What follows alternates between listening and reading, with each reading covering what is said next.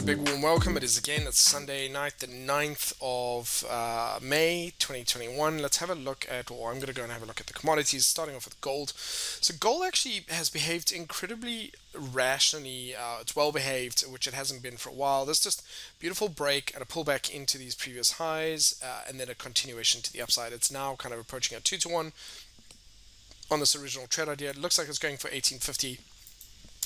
That was my expectation last week to see it climb higher. Looks pretty good here. Overall, this is actually going to be an interesting test for me. So in principle, I want to be of the opinion that gold throughout 2021 is going to continue to go high. To go higher. But there'll be some sort of trend analysts who kind of feel that we've got to break through this kind of trend line. It's not usually what I'm too concerned with. I believe we'll kind of focus on key levels more. So I roughly expect this to, once it breaks through that 1850 level, at some point obviously we'll have pullbacks like we've had here. We'll have similar type of behavior, and it could actually potentially occur at this next level and then pull back. Alternatively, we'll continue straight up to 1900. That's really what I'm looking for here. I want to see us break this currently we are on a technical downtrend here. I want to see us break that overall on a much higher time frame. So the highest time frame is monthly, but we can go to quarterly, we can go to annually. I think we're setting up for a really nice bullish setup, and so that looks really good. So basically, aside from normal natural retracements, which are actually entry opportunities for traders, my expectation is this will continue to climb. And there we go. Silver, we've had a similar thing. We're continuing to climb. We'll come into some resistance in this area, but overall it should have a free run up towards $30 here. And you can see there's been a little bit of a patch of where there's kind of, you could argue, maybe not enough buyers, not enough buyers once it gets to this area. So it's going to be interesting for me to see how solid it is if we just close all the way through that. That'll be a good indication there's now enough buyers here that weren't here previously, and therefore it's quite strong and bullish. And overall, again, this is setting up a potential bullish breakout pattern, but I really want to see how it behaves. Again, maybe I should have done is kind of taken that out there, just remove that and just put it into this chart here. Now, if you are wondering, if you care which charting package I'm using, it's Pro Real Time. I used to use eSignal. I'm also a fan of TradeStation. I love basically every platform out there, but the one I use here because it saves all my presets really is the Pro Real Time platform. I want to see how it handles that. But if it closes solidly through that by the end of the month, which is 2-3 weeks away, that is a good indication we're going to see this continuation to the upside. Let's have a look at palladium. Again, there's a nice pullback on the daily, so it's hit 3,000, had a nice little correction here. Now the only concern is we do need a weekly retracement. So one of two things is going to happen here. This is a potential buy opportunity. It's going to continue up. It's going to push through 3,000. It's going to head up towards 3.1, 3.2. Alternatively, it's a little bit kind of steep over here. It needs to take a bit of a breather, coming back down towards maybe 2,500, 2,600, and then continue up from that. Now, possibly if gold and silver are going to climb higher, so will palladium. On the other hand, again, also if gold and silver take a bit of a breather because they're close to resistance, then that'll happen here as well. So I expect some correlation between this. Again, also looking here, really nice platinum. Not a lot of buyers there, but we're starting to push through that. We're looking pretty good. The monthly also ticking a little bit high. 1275, 1275 is a level I need to be a bit concerned with. We've struggled to get through this in the past. I would be more cautious for myself looking at platinum, not really loving it right now. Wow, just look at that. So copper has been a legend for, most of the last year. Just ticking over, just doing incredibly well. Now we've got a large candle, large volume, what we might call sort of crowd volume, looking pretty good. We usually can expect reasonably either exhaustion in the near future, which means this week or the next, we're probably going to start tapping out in that. We definitely need a correction on the monthly at some point, and that daily, the angle of that has gone parabolic. Okay, so copper is now on tequila.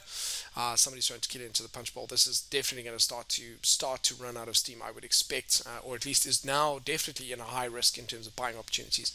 I think it may have its sights set on 5 up here at this level, breaking through 4.8 and pushing on higher, but it's certainly now entering that kind of territory. So now that I look at this, wouldn't it be cool if gold, silver, all the metals took a bit of a breather, and then the week after next, there's just buying opportunities across the board. And that way it's not ridiculously overextended and results in traders getting in this week, and then it turns around and then they have losing trades this week and they've got to make it back next week. I would prefer that if it was up to me. Let's have a look at West Texas oil, so US oil, pushing up, just ticking up as it has, kind of just pushing through. I spoke about it breaking through 65. It has, it's pulled back. This is where I'm going to be looking this week to see if it can find support now and continue on higher. That's really what I'm going to be looking for. It is a key level, so it may not actually be able to make it through that level. That's what I'm going to be looking for. Same thing again.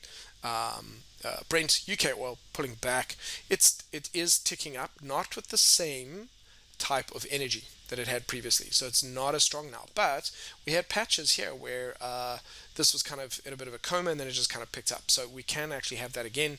I think we've still got some room to run up to the next key level. So I do think there is motivation for it to do that. Like crude is going to be the same. Okay, it's a pullback. So this week I'll be looking for swing lows here. Actually, pretty quickly, this might actually happen over the next 24 hours. And so the pros are, I think, yes, it's got room to run. I think they're all looking pretty good that way. The cons are, it looks a little bit kind of it's tepid. It's just not that super strong. But that doesn't mean it can't just keep ticking on to the upside. And then let's move on to the digital commodities. So we're looking at, I'm going to start including a few others.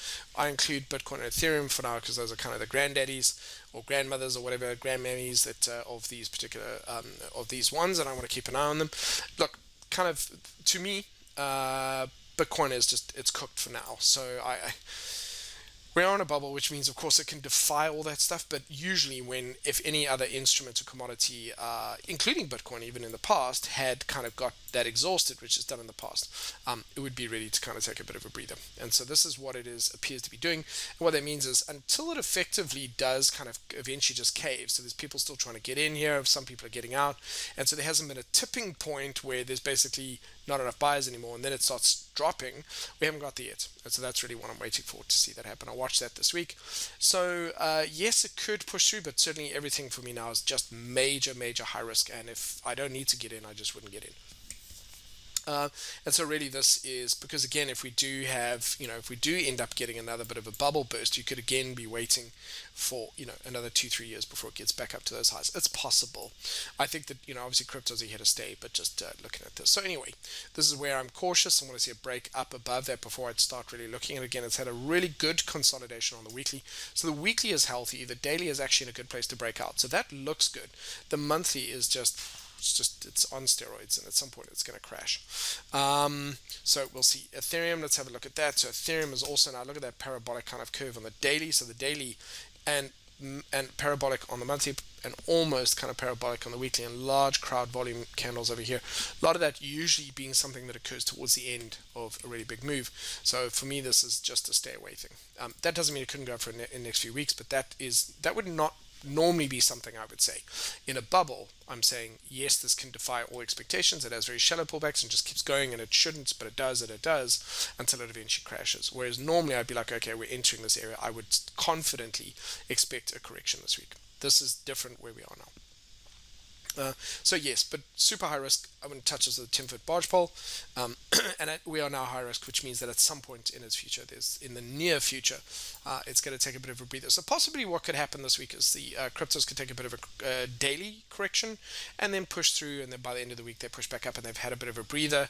As I said, Bitcoin's had a nice breather kind of on the weekly, but that's it. So everything here being quite high risk for me, I'm going to stay away from these. And so if there is a big correction this week, it'll obviously make the headlines, but a small correction here and a continuation would still be good for it.